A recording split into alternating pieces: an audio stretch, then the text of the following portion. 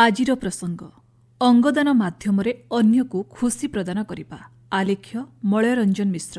ଉପସ୍ଥାପନାରେ ମୁଁ ସ୍ମୃତିରେଖା ତାରିଣିଆ। ଅଙ୍ଗଦାନ ଏଭଳି ଏକ ମହାନ କାର୍ଯ୍ୟ ଯାହାକି ଅନ୍ୟର ଜୀବନ ରକ୍ଷା କରିବା ସହ ତାକୁ ବଞ୍ଚିବାକୁ ଦ୍ୱିତୀୟ ସୁଯୋଗ ପ୍ରଦାନ କରିଥାଏ। ଅଙ୍ଗଦାନ ସମ୍ପର୍କରେ ଲୋକଙ୍କୁ ସଚେତନ କରିବା ଲକ୍ଷ୍ୟ ନେଇ ବିଶ୍ୱବ୍ୟାପୀ ଆଜି ଜାତୀୟ ଅଙ୍ଗଦାନ ଦିବସ ପାଳନ କରାଯାଉଛି। ଚଳିତ ବର୍ଷ ଏହି ଦିବସ ପାଳନର ବିଷୟବସ୍ତୁ ରହିଛି ଅଙ୍ଗଦାନ ମାଧ୍ୟମରେ ଅନ୍ୟକୁ ଖୁସି ପ୍ରଦାନ କରିବା। ଏହି ଦିବସ ପାଳନର ଇତିହାସକୁ ସମୀକ୍ଷା କଲେ ଜଣାପଡ଼େ 1954 ମସିହାରୁ ଅଙ୍ଗ ପ୍ରତିରୋପଣ ଆରମ୍ଭ ହୋଇଥିଲା। ରୋନାଲ୍ଡୋ ଲି ହେରିକ୍ ତାଙ୍କ ଯମଜ ଭାଇ ରିଚାର୍ଡଙ୍କୁ ଏକ କିଡ୍ନି ଦାନ କରିଥିଲେ, ଯିଏକି ଗୁରୁତର କିଡ୍ନି ରୋଗରେ ପୀଡ଼ିତ ଥିଲେ। ଯେହେତୁ ସେମାନେ ଦୁଇ ଯମଜ ଭ୍ରାତା ଥିଲେ, ତେଣୁ ଅଙ୍ଗ ପ୍ରତ୍ୟାଖ୍ୟାନର ଆଶଙ୍କା ବହୁତ କମ୍ ରହିଥିଲା। ଡକ୍ଟର ଜୋସେଫ ମୁରେ ଏହି ଅସ୍ତ୍ରୋପଚାର କରିଥିଲେ, ଯାହାକି ସଫଳ ହୋଇଥିଲା। ରିଚାର୍ଡଙ୍କ ଜୀବନ ରକ୍ଷା ହେବା ସହ ଏହା ପ୍ରମାଣିତ ହୋଇଥିଲା ଅଙ୍ଗ ପ୍ରତିରୋପଣ ଏକ ପ୍ରଭାବଶାଳୀ ଚିକିତ୍ସା। 1990 ମସିହାରେ ଏହି ସଫଳତା ପାଇଁ ଡକ୍ଟର ମୁରେଙ୍କୁ ଶରୀର ବିଜ୍ଞାନ ଅଥବା ମେଡିସିନରେ ନୋବେଲ ପୁରସ୍କାର ପ୍ରଦାନ କରାଯାଇଥିଲା। ତେବେ 1967 ମସିହା ଅଗଷ୍ଟ ମାସ 13 ତାରିଖରେ ଡକ୍ଟର କ୍ରିଷ୍ଟିଆନ ବାନାଡା ପ୍ରଥମ ଥର ପାଇଁ ମଣିଷରୁ ମଣିଷ ହୃଦ ପ୍ରତିରୋପଣ କରିଥିଲେ।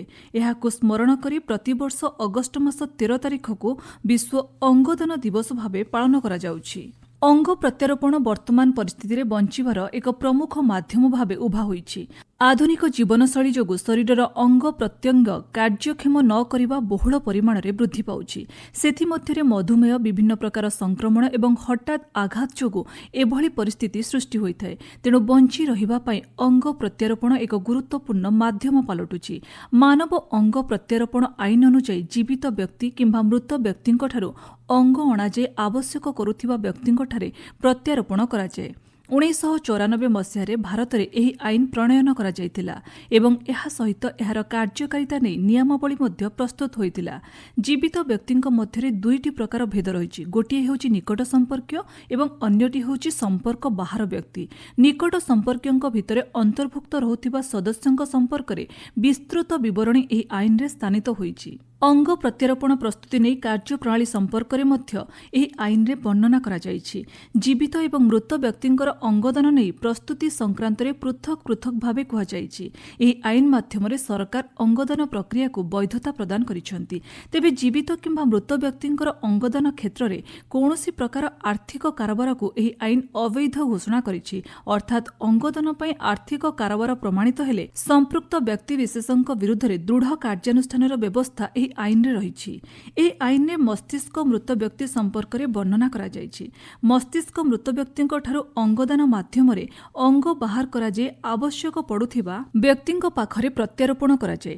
1994 ମସିହା ଅଗଷ୍ଟ ମାସ 3 ତାରିଖରେ ପ୍ରଥମ ଥର ପାଇଁ ଦେଶରେ ମୃତ ବ୍ୟକ୍ତିଙ୍କଠାରୁ ଅଙ୍ଗଦାନ ମାଧ୍ୟମରେ ହୃତ୍ପିଣ୍ଡ ପ୍ରତ୍ୟାରୋପଣ କରାଯାଇଥିଲା।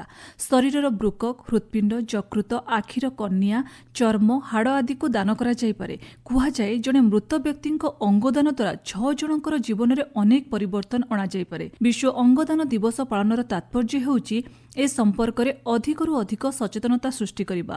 ସାମ୍ପ୍ରତିକ ପରିସ୍ଥିତିରେ ଆବଶ୍ୟକତା ସଂଖ୍ୟା ଏବଂ ପ୍ରକୃତରେ ଉପଲବ୍ଧ ଅଙ୍ଗ ସଂଖ୍ୟା ମଧ୍ୟରେ ବିରାଟ ବ୍ୟବଧାନ ରହୁଛି। ଅପେକ୍ଷାରତ ରୋଗୀଙ୍କୁ ଠିକ୍ ସମୟରେ ଅଙ୍ଗ ମିଳିପାରୁନଥିବାରୁ ଜୀବନ ବଞ୍ଚାଇବା ସମ୍ଭବ ହୋଇପାରୁନାହିଁ। ସଚେତନତା ଅଭିଯାନ ଦ୍ୱାରା ହିଁ ଏହି ବ୍ୟବଧାନକୁ ହ୍ରାସ କରାଯାଇପାରିବ। ତେଣୁ ଅନ୍ୟ ପ୍ରକାରେ କହିଲେ ଅଙ୍ଗଦାତାଙ୍କ ମହାନ ତଥା ଦୟାପୂର୍ଣ୍ଣ ନିଷ୍ପତ୍ତି ଅନ୍ୟ କେତେଜଣଙ୍କ ଜୀବନରେ ନୂତନ ସୂର୍ଯ୍ୟୋଦୟ ଆଣିପାରିବ। ଜଣେ ମୃତ ବ୍ୟକ୍ତି ଅନ୍ୟ 6 ଜଣଙ୍କ ମାଧ୍ୟମରେ ସମାଜରେ ବଞ୍ଚି ରହିପାରିବ। ଅଙ୍ଗ କିମ୍ବା ଟିସୁ ଦାନ ପାଇଁ ସେଭଳି କୌଣସି କଠୋର ବୟସ ସୀମା ଧାର୍ଯ୍ୟ ହୋଇନଥାଏ, କିନ୍ତୁ ପ୍ରତିରୋପିତ ହେବାକୁ ଅଙ୍ଗର ସ୍ୱାସ୍ଥ୍ୟ ଏବଂ ଅବସ୍ଥା ଉପରେ ଏହା ନିର୍ଭର କରେ। ବିଶ୍ୱ ସମେତ ଭାରତରେ ମଧ୍ୟ ଅଙ୍ଗଦାନ ନେଇ ସଚେତନତା ବୃଦ୍ଧି ଲକ୍ଷ୍ୟରେ ବିଭିନ୍ନ କାର୍ଯ୍ୟକ୍ରମ ଆୟୋଜନ କରାଯାଉଛି। ଏକ ରାଷ୍ଟ୍ର ଏକ ନୀତି ପଦକ୍ଷେପ ମାଧ୍ୟମରେ ଆଇନଗତ ସଂସ୍କାର ପ୍ରକ୍ରିୟାକୁ ପ୍ରାଧାନ୍ୟ ଦିଆଯାଉଛି। ଆସନ୍ତୁ ଏକ ସୁନ୍ଦର ଦୁନିଆରୁ ବିଦାୟ ନେବା ପୂର୍ବରୁ ଅନ୍ୟ ପାଇଁ ବଞ୍ଚିବାର ମାର୍ଗ ଉନ୍ମୁକ୍ତ କରିବା। ଅଙ୍ଗଦାନ ପାଇଁ ସଂକଳ୍ପବଦ୍ଧ ହେବା।